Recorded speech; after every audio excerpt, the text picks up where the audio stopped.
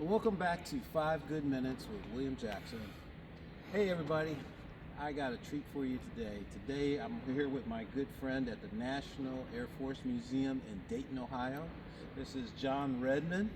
A lot of people already know who John is, but for all the fans that follow me who don't know who John is, he is going to tell you a little bit of something about himself and his career, and about this fantastic airplane behind me that he used to work on.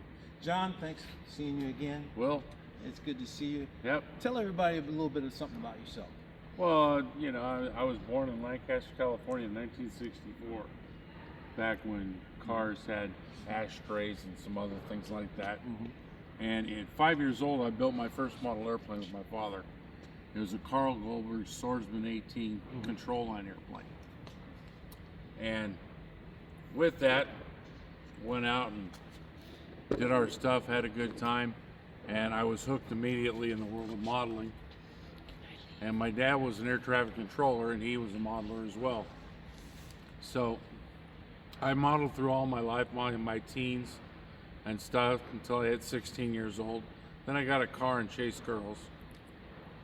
Then I started to fly again, and I was kind of stuck in a rut in life at 20 years old. I was working at McDonald's, frying burgers, didn't know what I was going to do with my life. Walked out of McDonald's one day and looked up, and two F4s streaked across the sky right above my head. And I said, wow, I bet I can fix those. So I went to the Air Force recruiter and joined. That was 1984. And the Air Force decided I need to go and work on their brand new Ferrari, the F-16. I was a little upset with them because I wanted to work on the workhorse of the Air Force, the F-4. But so I went to work at Nellis Air Force Base on the F-16 and did that. And I found that I was pretty good at it. And as time went by in the Air Force, one day I was called into a room, and I'm sitting there in front of a colonel. He said, do you know a Sergeant Will Ison? And I had known him. He's one of my production superintendents on the flight line. I go, yes, sir. He says, well, he says, oh, sorry about that. He said, you're the best F-16 crew chief he's ever seen. Well, it was quite flattering and wonderful to hear. I don't know if I agreed with him, but, there were plenty of good mechanics out there, no doubt about that. But he said, well, we want you to fill out the security form, and we'll take it from there. So I did that, and about 6 months later, I found myself working on these funny black things the world really didn't know much about. Wow, that's pretty good. Hey John, you've worked on this funny black plane, which is the Stealth 117 Right. Stealth Fighter. And a few minutes ago, while me and John were just getting ready for this, he talked about something I didn't know, because there was like some black stripes on the door. Yes, on the inner weapons bay door, you'll see the black stripes. And this aircraft is not as large as the F-117, so we're operational in the Air Force in the Tactical Fighter Squadron. This is what was called an FSD bird, Field Service Development. And it's a little bit smaller. They built 5 of these, and so then they used them for testing all throughout the program. And you see the black lines, and that is so when a bomb drops out of the weapons bay, they can have a camera that watches it, and every so many milliseconds they can determine where the nose of the bomb is, where the back of the bomb is, how it's coming out with aerodynamics and all that stuff. If you look at the front of the weapons bay, there's 2 plates with some holes in it. Those plates are there to disrupt the air so that the bomb will fall out of the bomb bay. It wasn't there on the first ones, and they learned very quickly it had to be. So, and we're sitting here in front of the GBU-27. Okay. This was our bomb of choice, 2,000 pound Let me give you laser guided bomb, what he's talking about. depleted uranium nose. It could cut itself through 35 inches of concrete like it's hot butter. This is a bomb we used in Desert Storm. And the aircraft carries 2 of them. There's another weapons bay literally on the other side of the one you see on the airplane. Very rarely did we ever do double door drops. Normally it was 2 targets, two bombs. So one bomb per target. Some of the unique stats for the F-117, and I hope I'm pretty close. I think I am. I'm probably not 100% accurate, but it was around 7,756 flight hours in Desert Storm, 1,281 combat sorties flown, and never once was it touched by any type of enemy fire. The biggest issue these guys had getting in and out of Baghdad was they couldn't talk to anyone because of radio silence. When you sit down and lower the antennas for the radio, it reflects radar and returns a signature, so they kept them retracted. Where's the antennas at? Oh, they're inside the fuselage here, on top and bottom in certain places. Oh, so they're on top. They're all retracted into the aircraft, so they're flush. And then they would retract them out so they could then place radio calls, etc. But as you go into the combat world, or the combat environment, you retract the antennas because that antenna will return more of a signature than the entire aircraft. Right. What about that flare system in the front? Oh, the FLIR? Yeah. That's a forward-looking infrared. That's way That's up. what they initially used to target. That's as way they're up coming in on here. a target. And then, if you look underneath, just to the right of the nose gear area, I don't know if you can see, that's the downward-looking infrared. There's another one? There's another one on the bottom, Okay. just outboard of the nose gear. Oh, okay, it's covered up. And that's the one that when you drop from, that's the one he watches the bomb all the way to the target. That's where the laser is shot from to guide the bomb, Okay. etc. That would be this door right here. Yep. And I don't know if your camera can pick up, but there's screens over those. Wire mesh screens, kind of like you'd have on your window at home. Okay. It's not I think this one is covered up, but the mesh is up there for sure. Yeah. So This one has the mesh. that wire mesh screen helps deflect radar because the ball will return a signal.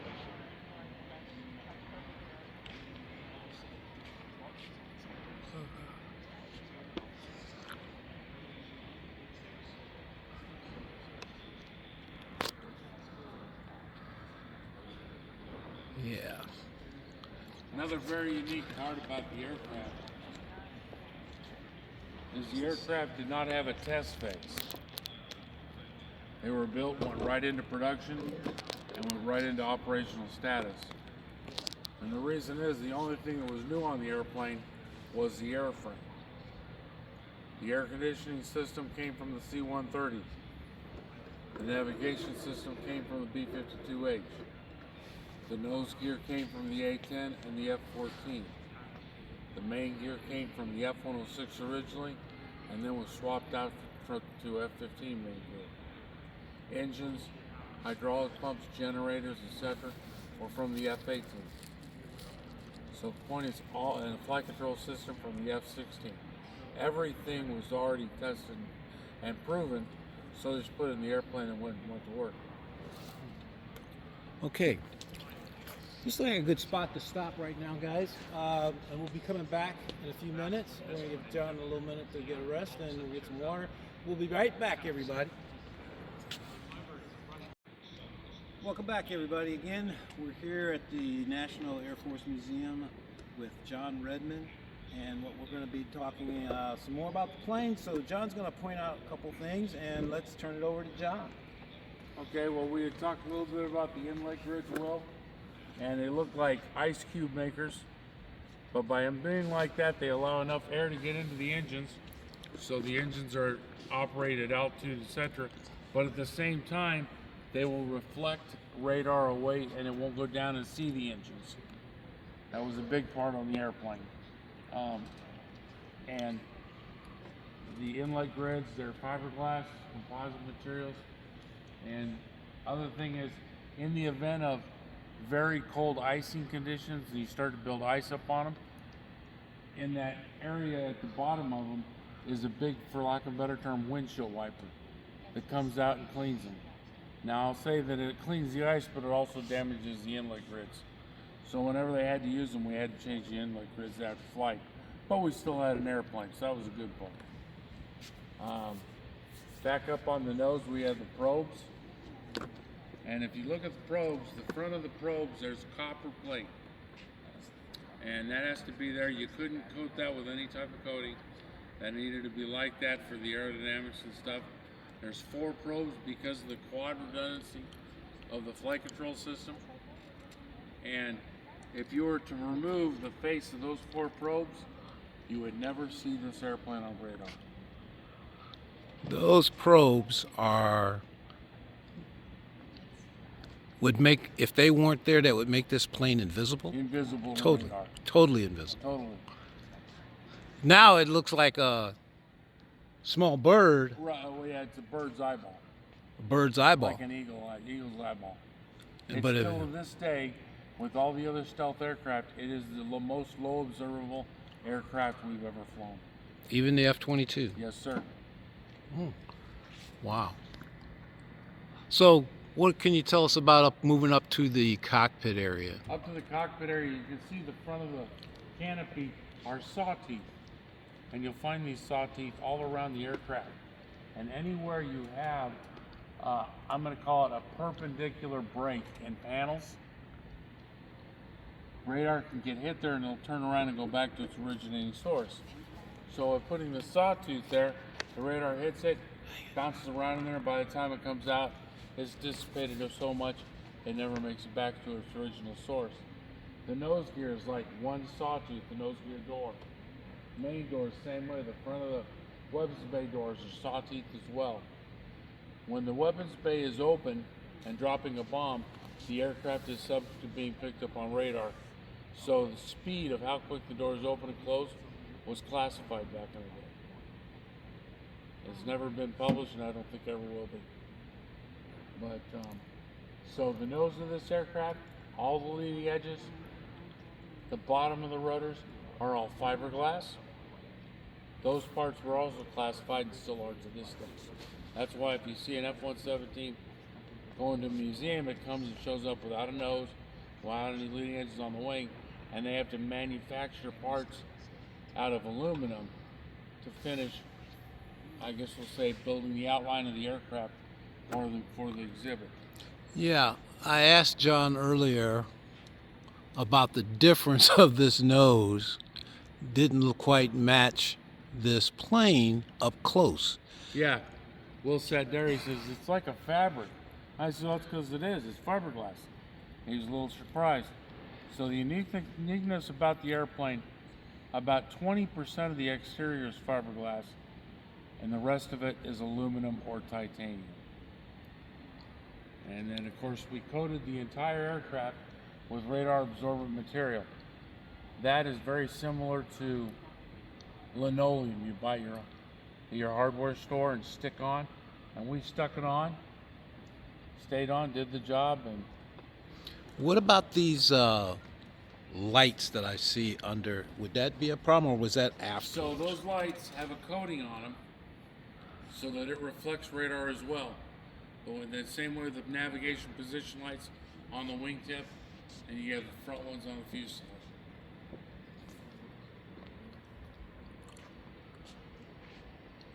I don't know if we won't be able to get to see those windshield wipers.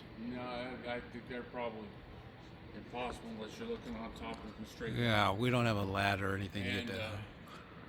I don't see the radar enhancers, RF enhancers, that we used to fly in the States during peacetime.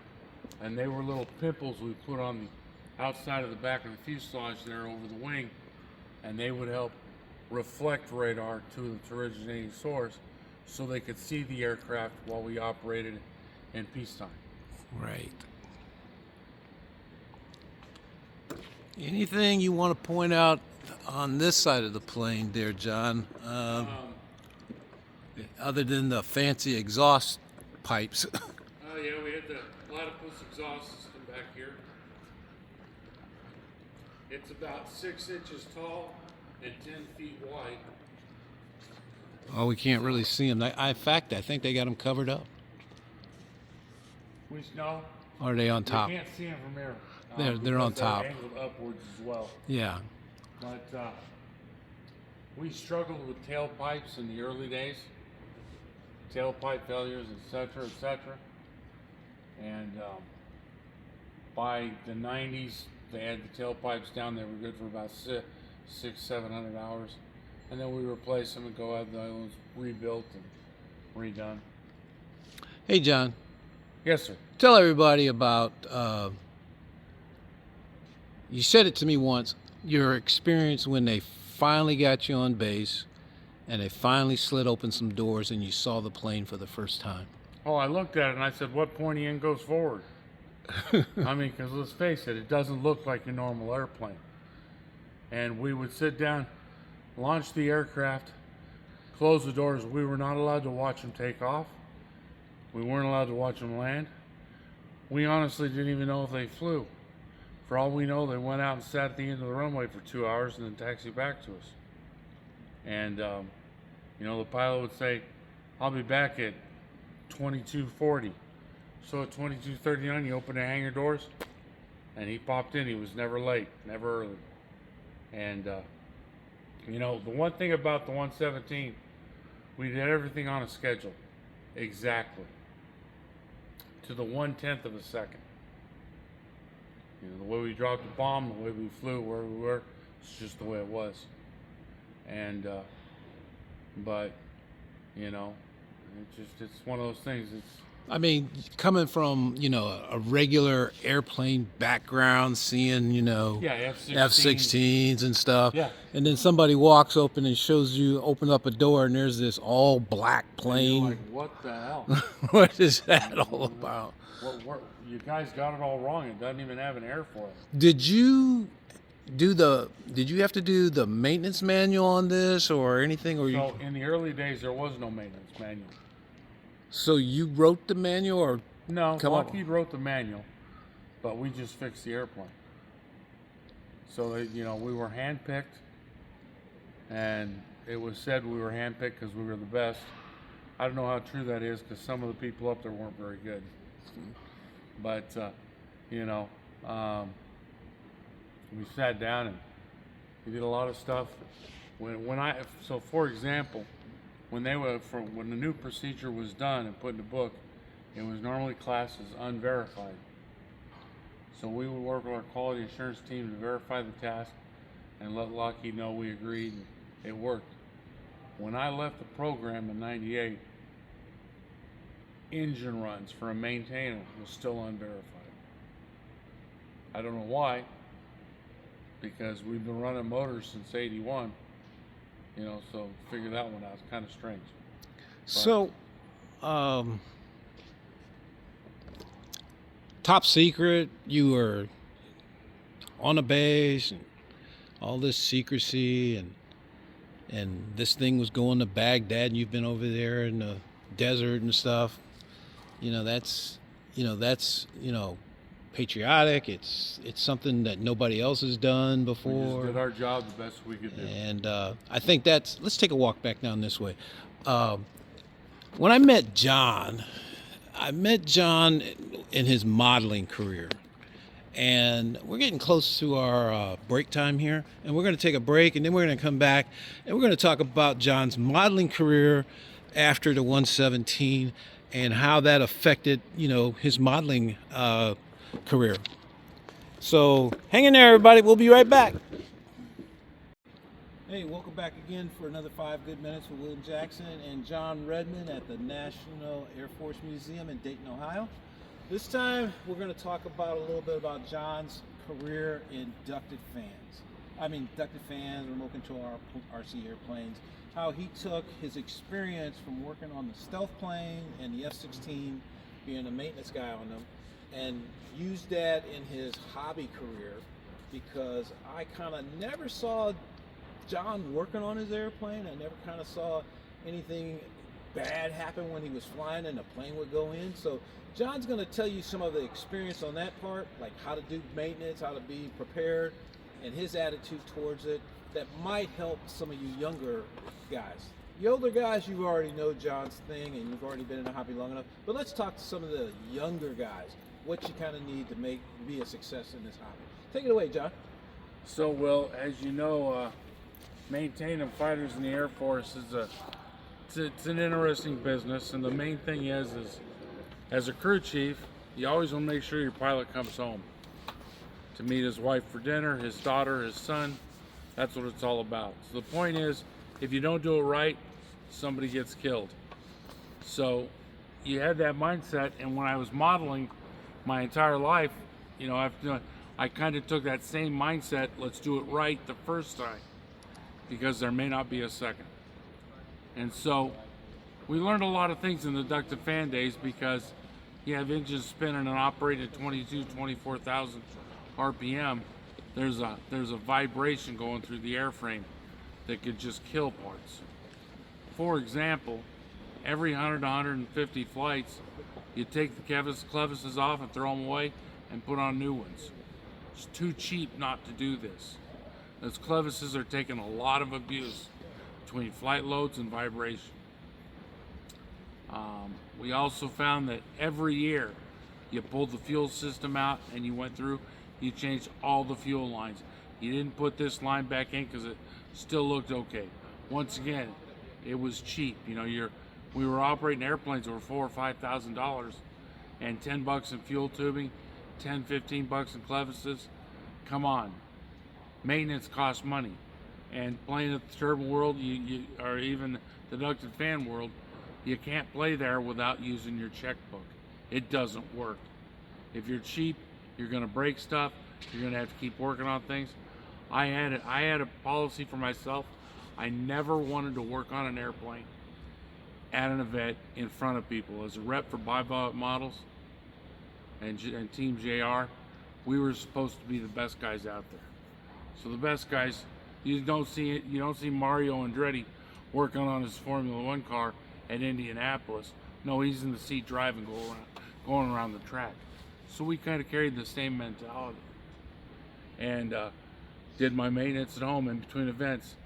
Like, we'll take, for example, on a ducted fan Bandit or one of those, get home from an event, I open it up, the whole tailpipe came out, the whole power plant came out, the whole tailpipe got clean, because there's a lot of gook of oil and stuff, exhaust build up in there, and it'd be dripping with garbage. So you get that just cleaned out. You go through, check all your engine mount bolts, make sure everything's tight, and your fan, make sure your rotor's good, make sure your rotor's not chipped, etc., which can cause it to be off balance, and of course that doesn't work very well at 22,000 RPM. Check the O-rings going into the tune pipe. If you burn out an O-ring or blew out an O-ring, that could blow the pipe off, lose pressure, back pressure on the fuel system. The engine's not going to run, and it's going to quit at the most inopportune time. Airlines, we would change airlines out every 2 years. If you said planes last 2 seasons, pull it apart, change all the airlines. I always safety wired my airlines with 20 thousandths diameter stainless steel safety wire. I never had an airline blow off. Because when an airline blows off, you lose all your air, the gear doesn't come down. Now you're repainting the bottom of an airplane. Didn't want to do that. And you look a little embarrassed. You get a little embarrassed going out picking your airplane up off the runway. So younger modelers, even experienced modelers, maintenance is the key. Yeah, it's like we don't take it serious enough. I would agree. I didn't used to before. And it wasn't until I became a rep for Bivalve Models, and he made the comment to me. And he's doing his hand chop. Oh, damn it, John, now this is the way it's gotta be. You're a crew chief in the Air Force and know how to do it. Right. We gotta do the same damn thing with our models. I never thought about it, but he made absolute sense. Your airplanes, you have a large investment in that model. Why is it not worth putting an extra $20 or $50 in every season to ensure it stays nice and operates safely? When I came up in the hobbies back in the 90s, early 90s, no, even more before that, I think it was 83, I got into my first BVM T33. And that's when saw you, I saw Terry Nitch, I saw Lewis Patton, all those guys. And a couple things I noticed, like I said, when I would go to the shows, I would never see John Redmond working on a plane. I never saw Terry Nitch working on a plane. They just fly them, put them back on the table, wipe them off, and then they go sit down and start doing whatever. Talking to somebody or helping somebody else out. But when it's time to fly, they just pull it out and they go. Right. There's none of this, monkeying around and jacking around and the gear didn't work all of a sudden and you're at the flight line and something's not going right. It was like, just wheel it out there, start it up, let's go. So new modelers, old modelers, I always told my students when I was teaching them to fly model airplanes was, hey man, treat it like a real plane. Right. If you fly it like a real plane, and if you take care of it like a real airplane, it'll work. And then now that we're in the electric planes, it's really nice because you just stick a battery in it and put two wires together and roll it out to the flight line and go. But you still have to maintain the landing gear. You have to maintain the flight controls, the push rods that activate those flight controls. You don't have the vibration now like you used to, but there is vibration in the airframe on like an electric ducted fan. You have a rotor in there spinning at 25,000 revolutions per minute. If it's not balanced, it's throwing a harmonic vibration through that airplane that can break clevises, that it can just fracture servo arms. And that happens, as you know, it's game over. That's good.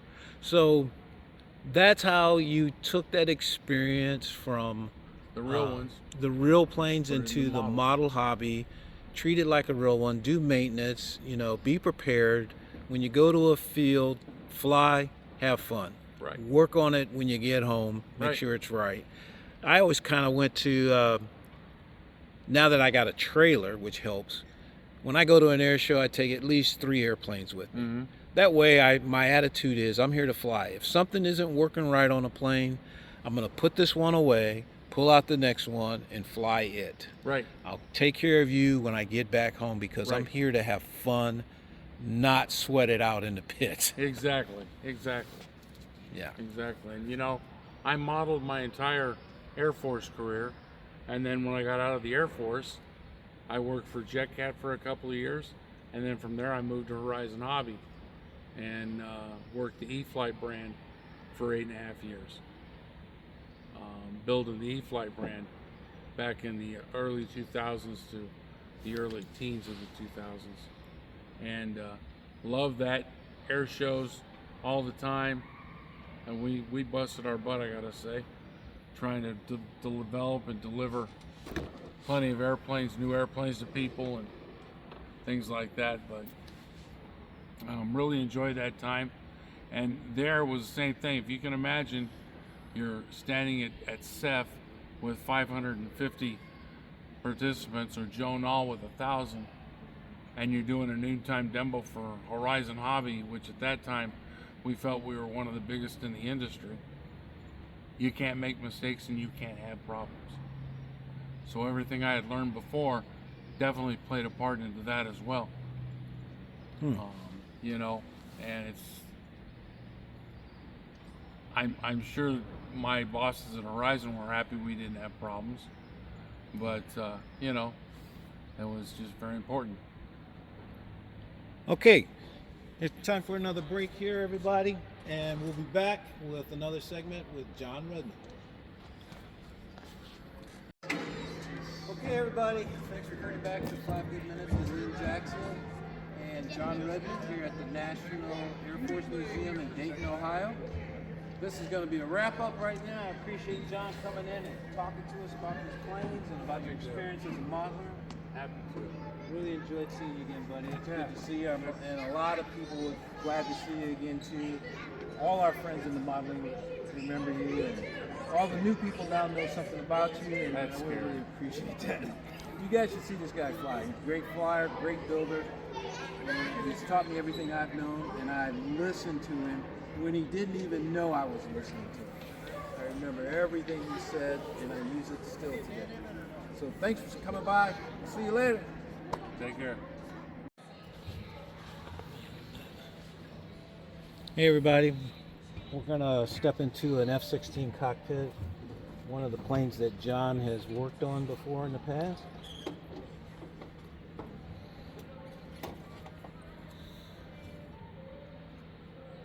You ready? He's gonna make sure everything's all right. Oh, yeah. Okay. You want me to climb in Yeah, here? climb in the aisle. Let me get out of the way.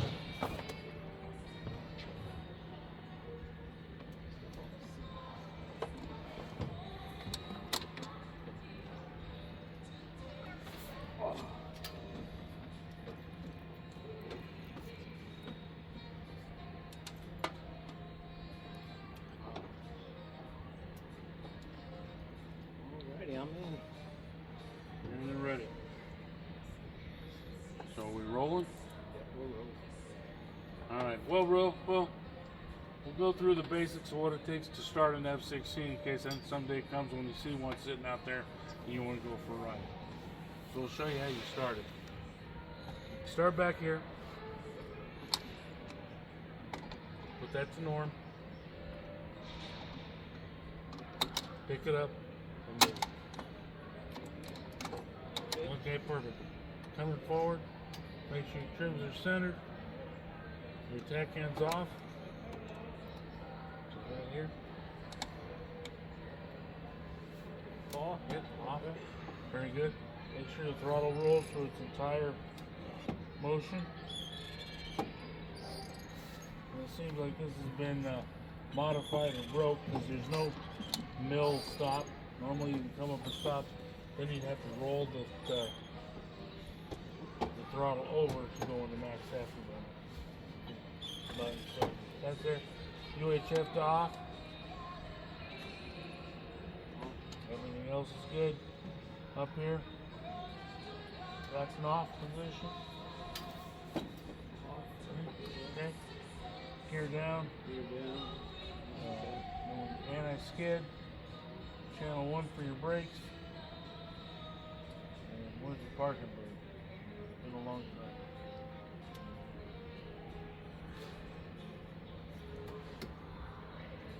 Where's your parking brake?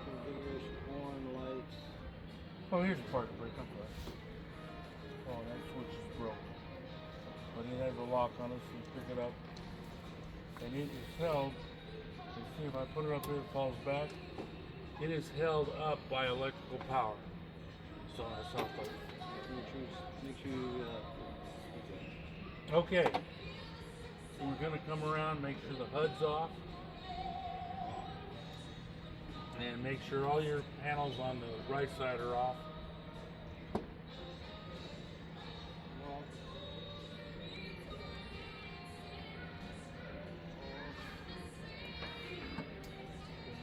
Okay? Now, you're going to monitor your engine gauges during start. Okay? Yeah, that's it. So we have F-tip, which is the same as EGT or exhaust gas temperature. That stands for fan turbine inlet temperature. Okay? You have the fuel flow. You're right at that. Above that is nozzle position. Above that is oil. And to the right of nozzle is the percent of RPM. Okay, this engine's going to idle at about 66%. Alright, so you come over here, you find your main power switch, and you would turn it on. max. Not max power, main power, but fine. This? Yeah. It's on. Okay, so we go to on. The lights are going to come on, everything's good. Now we're going to sit down, we're going to talk to our maintainer. He's going to tell us that everything's clear. You're clear to start. Now you're going to go to the jet fuel starter, which is right here. And there are two positions, start 1 and start 2. Okay? You're going to go to start 1.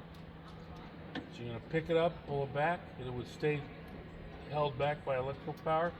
And the jet fuel starter back there would start up and start to turn the engine. You will get a green light. When you get the green light, now you look over here and you're looking at RPM. RPM will start to rise. RPM is 10%, getting close. It's 15%. On your annunciator panel, the sec light will go out. That means secondary for the engine. That should go out at about 18 to 20%.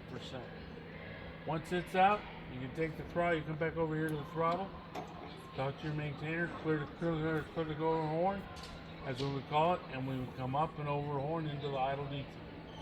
And now you're back into the idle detent. All of a sudden you're going to feel a rumble in your butt. That's the engine coming to life. You're looking over here, you'll see F-tit start to rise. You're going to see RPM start to rise, and you're going to see nozzle position move. You're looking for about 85% on nozzle position. Okay, you never want to go over 900 degrees on F-tit. Okay, so you're watching it come up. At the same time, you're keeping an eye on the annunciator panel, the eyebrow panels up here. Just making sure everything's good, nothing's lighting up. You don't want any other lights coming on. As the RPM increases past about 40%, your F-tit's going to be about 600 degrees. Okay? Now you're going to come down here, and you're going to look back here. As you hit 45%, the main generator light goes out because the generator's online. 50%, the secondary generator light goes out. 56%, the JFS turns off. By the way, don't forget to keep an eye on all that. Make sure you got fuel flow, F-tit not going over 900 degrees, and RPM's not going over 75%. Okay, and the RPM will come up and it'll hit about 65%, then it'll go to 68 and drop back down to 65. That's once you're in closed loop and now the engine's operating, computer's online, everything's working correctly. F-tit's hovering at about 650 degrees. Fuel flow should be about 1,500 pounds per hour. Nozzle being about 85%. Oil pressure about 70 psi. Okay? You're allowed to go a minute operating without oil pressure. And normally that never happens. So, now all's good. Let's say you want to really run the motor. You want to go up and power. You take your throttle, you push it all the way up to the stop, and then it'd be the mill stop. The RPM is going to increase to 94%. That's full power. F-tit's probably going to be about 850, 890, 900, somewhere around there. And fuel flow is going to be right up around 9,500 pounds per hour. Now, keep in mind, you've only got 6,800 pounds on the airplane internal. And you're burning 9,500 pounds per hour. Okay? Now you decide you want to go in a burner. So you take it and you roll the throttle outboard, and then you push forward, push all the way to the end. Now you're full, you're a Seg 5 augmenter.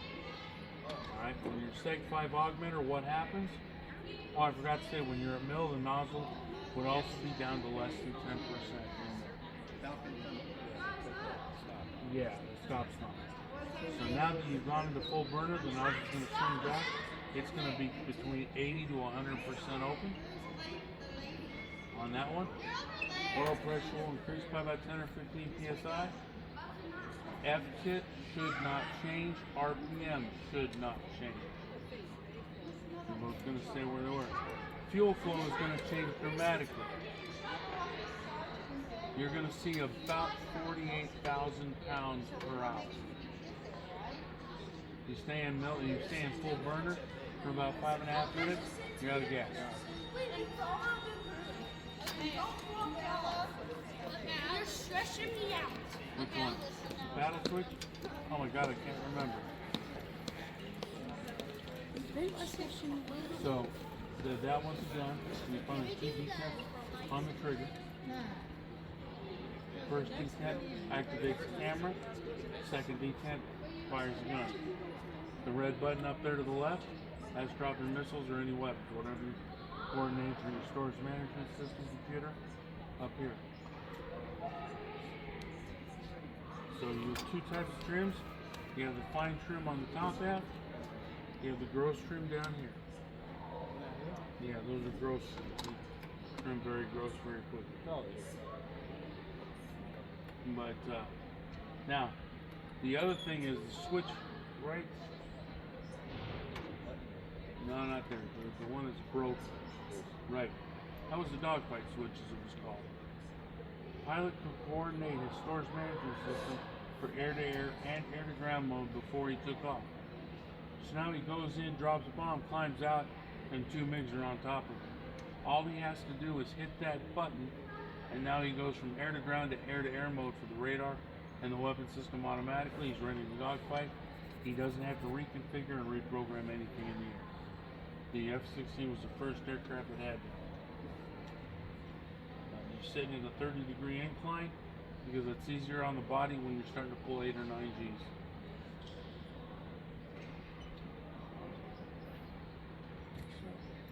Yeah.